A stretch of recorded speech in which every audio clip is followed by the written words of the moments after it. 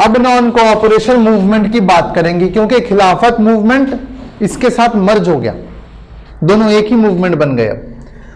तो non cooperation movement का अब क्वेश्चन है, कब स्टार्ट हुआ ये formally? 1942। Excellent choice, incorrect answer. 42 में जो हो वो क्विट इंडिया मूवमेंट। लेकिन आपका आंसर जो आपने दिया वो इस क्वेश्चन के आंसर के साथ भी रिलेटेड है इनडायरेक्टली। अब मैं हिंट दे रहा हूं आपको। मेरा क्वेश्चन ये है, नॉन कोऑपरेशन मूवमेंट में शॉर्ट में लिख रहा हूं, वॉज स्टार्टेड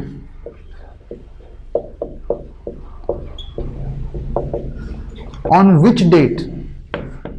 किस डेट को यह फॉर्मली ऑफिशियली शुरू हुआ?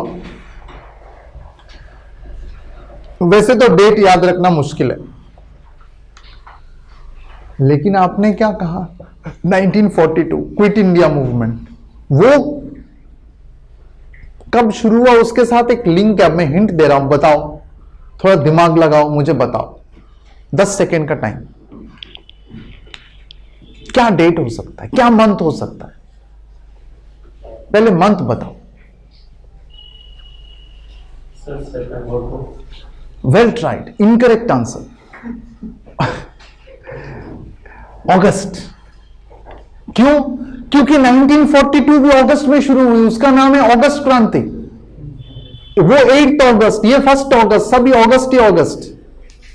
इस तरह अगर समझोगे तो याद रखने में आसानी हो जाएगी। अगर एक दूसरे के साथ रिलेट कर सकते हो ना तो ये क्लियर हो जाएगा मामला। अलग अलग याद रखने की कोशिश करोगे ये मुश्किल है थोड़ा। एक डेट ये, दूसरा डेट वो, कोई रिलेशन नहीं दोनों में। ये अगस्त में शुरू हुआ, 1 अगस्त को शुरू हुआ। और डेट ईयर कौन सा? 1920। ये याद रखना, खिलाफत 1919 में और ये 1920 में।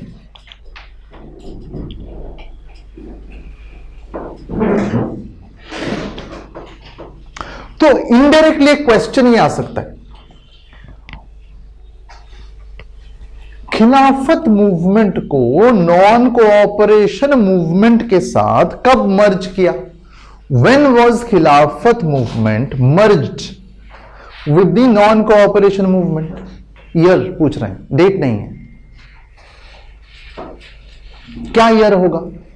हमने 2 ईयर डिस्कस किया ना, इसका 1919 और उसका 1920। तो आप इसका क्या आंसर बताओगे? अच्छा, कितने लोग 1919 को वोट करते हैं? हाथ उठाओ। दोनों को मर्ज किया गया 1919 में। और कितने लोग वोट करते हैं 1920 को? हाथ उठाओ। अच्छा, कितने लोग 1921 को वोट करते हैं? हाथ उठाओ। अच्छा, कितने लोग 1922 को वोट करते हैं? Okay, very good. कितने लोग 1942 को वोट करते हैं? हाथ उठाओ। कोई है क्या? नहीं। ओके, वो 1942 इज अ बैड चॉइस ना, उस टाइम में तो खत्म ही हो गया। The correct answer is 1920।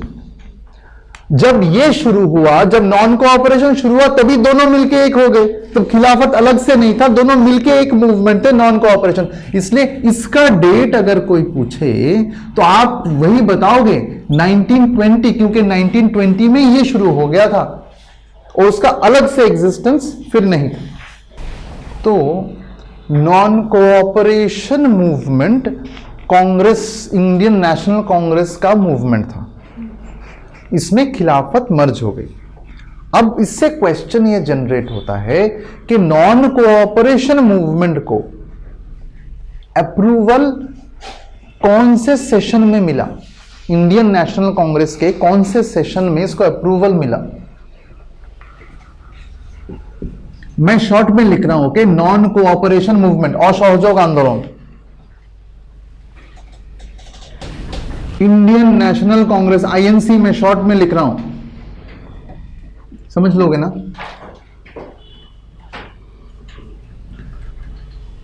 Non cooperation movement was approved in which session? किस सेशन में इसको अप्रूवल मिला? यह क्वेश्चन है, इसका आंसर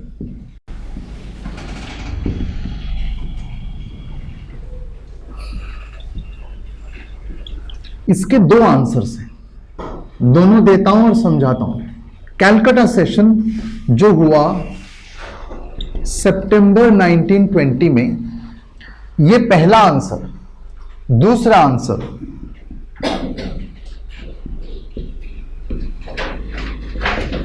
नागपुर सेशन जो हुआ दिसंबर 1920 में। अब प्रॉब्लम यह है कि एक क्वेश्चन के दो आंसर कैसे हो सकते हैं, ये तो बड़ा स्ट्रेंज बात है। अब उसका एक्सप्लेनेशन ये है,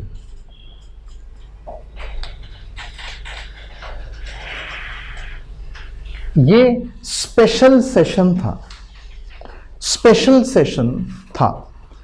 बात समझिए, उस टाइम में इंडियन नेशनल कांग्रेस के साल में एक सेशन होता था, एनुअल कॉन्फ्रेंस जैसा होता है ना, उस तरह का एक एनुअल सेशन होता था। बीच बीच में छोटे छोटे स्पेशल सेशंस होते थे अगर जरूरत पड़े तो। ये पूरा फुल सेशन नहीं था, क्योंकि सारे मेंबर्स नहीं आ सकते। उस टाइम में ट्रांसपोर्टेशन का प्रॉब्लम था ना, सारे इंडिया भर से लोग नहीं बार बार ट्रैवल नहीं कर सकते, तो साल में एक बार आते थे।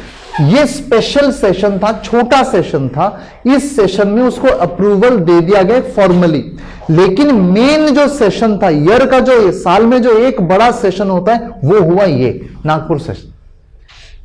इसमें तो अप्रूवल मिला ही, इसमें भी अप्रूवल मिला, दोनों में अप्रूवल मिला। ये बड़ा सेशन था, ये मेन सेशन था। वो पार्ट टाइम के लिए, जब तक दूसरा बड़ा सेशन नहीं होता तब तक के लिए अप्रूवल था, और ये फाइनल अप्रूवल हुआ। इसलिए दो आंसर्स हैं। अब क्वेश्चन में ये ऑप्शन ज्यादा आता है एग्जाम में, ये टेट के लिए भी, टीपीएससी एसएससी के लिए भी ये ऑप्शन आता है। 4 ऑप्शंस में ये ऑप्शन रहेगा, ज्यादा क्वेश्चन इस पे आते हैं, आप इसको टिक करना। अगर ये ऑप्शन नहीं रहे तो आप उसको टिक करोगे। अगर नागपुर और कैलकाटा दोनों रहे, अब आपका नेक्स्ट क्वेश्चन यही होने वाला है, तो उसका आंसर यह है कि नागपुर को टिक करना, क्योंकि ये मेन सेशन था। ऐसा होगा नहीं, अगर हो गया तो मुस्कुराना, क्योंकि फिर आप ये समझना कि टेट ने, मतलब टीआरबीटी क्या कहते हैं उसको, बोर्ड को, और ये टीपीएससी वालों ने कुछ तो मिस्टेक करा है। दोनों एक साथ नहीं होना चाहिए। आप किसी में टिक कर दो, आपको आंसर मिल जाएगा, इसमें करना, क्योंकि ये करेक्ट आंसर। लेकिन इंपॉर्टेंट बात नागपुर सेशन के ऊपर हमको करना है। उससे पहले कैलकाटा सेशन के प्रेसिडेंट कौन थे?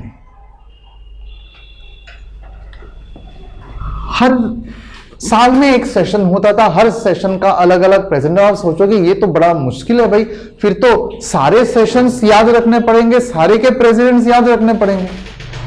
नहीं, यही तो आपका स्किल है। जो इंपॉर्टेंट इवेंट्स है उससे रिलेटेड आप याद रखो। खाली पूरा लिस्ट पकड़ पकड़ के वो सीखने की जरूरत नहीं है, वो स्टूपिड लोग करते हैं।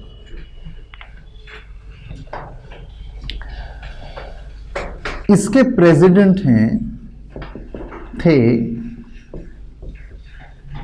लाला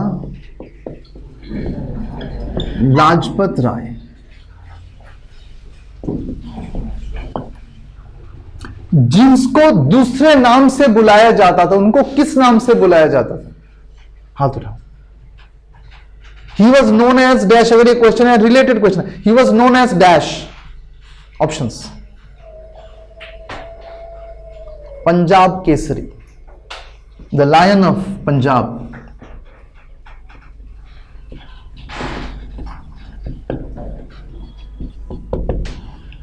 आपने ये हिस्ट्री में पढ़ा होगा कि एक्सट्रीमिस्ट जो थे, मतलब कांग्रेस अपने आप में डिवाइडेड हो गई थी। सूरत स्प्लिट के बाद डिवाइडेड हो गई थी दो पार्ट्स में, एक मॉडरेट्स, दूसरे एक्सट्रीमिस्ट्स। मॉडरेट्स जो ब्रिटिश के साथ दोस्ती रखना चाहते थे, उनके खिलाफ उनको ज्यादा भड़काना नहीं चाहते थे, और एक्सट्रीमिस्ट जो डायरेक्टली उनके साथ कन्फ्रंटेशन में जाना चाहते थे। ऐसे दो शिविर में डिवाइड हो गई थी। तो जो एक्सट्रीमिस्ट्स वाले थे, उनके 3 नाम, 3 लीडर्स के नाम बहुत इंपॉर्टेंट, एग्जाम में भी आते हैं। उनका शॉर्ट में कहते हैं लाल, बाल, पाल। उसमें से लाल ये है, लाला लाजपत राय। बाल, बाल गंगाधर तिलक। और पाल, हाँ विपिन चंद्र पाल, ये 3 मिला के। लेकिन उस डिस्कशन में हम नहीं जा रहे, वो पीछे का डिस्कशन है, वो बाद में करेंगे। और नागपुर सेशन जो इंपॉर्टेंट सेशन था, एनुअल सेशन था, उसके प्रेसिडेंट कौन थे?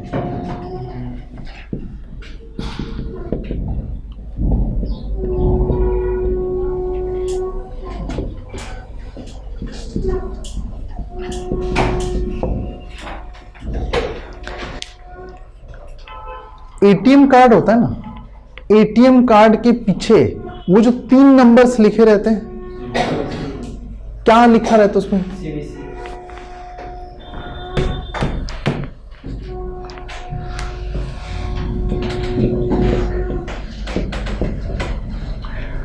आप ये सोच रहे हो क्या कि इतना कॉम्प्लिकेटेड नाम याद रखोगे एग्जाम में?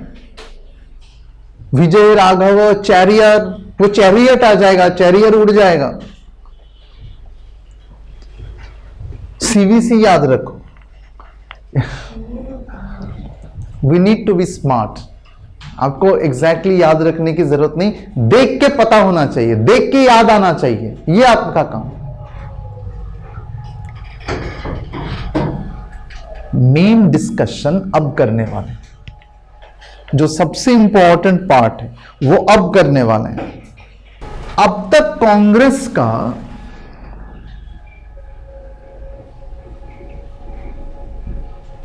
ऑब्जेक्टिव क्या था? इंडियन नेशनल कांग्रेस, शॉर्ट में लिख रहा हूं, इसका ऑब्जेक्टिव अब तक क्या था? यह था, ये जो कांग्रेस कर रहे हैं लोग, इधर उधर आंदोलन वगैरह करते हैं, अब तक उस डेट तक सेशंस वगैरह करते हैं, इसका गोल क्या है? क्या अचीव करना चाहते हैं वो? ये क्वेश्चन है। उनको क्या चाहिए? उनको स्वराज चाहिए।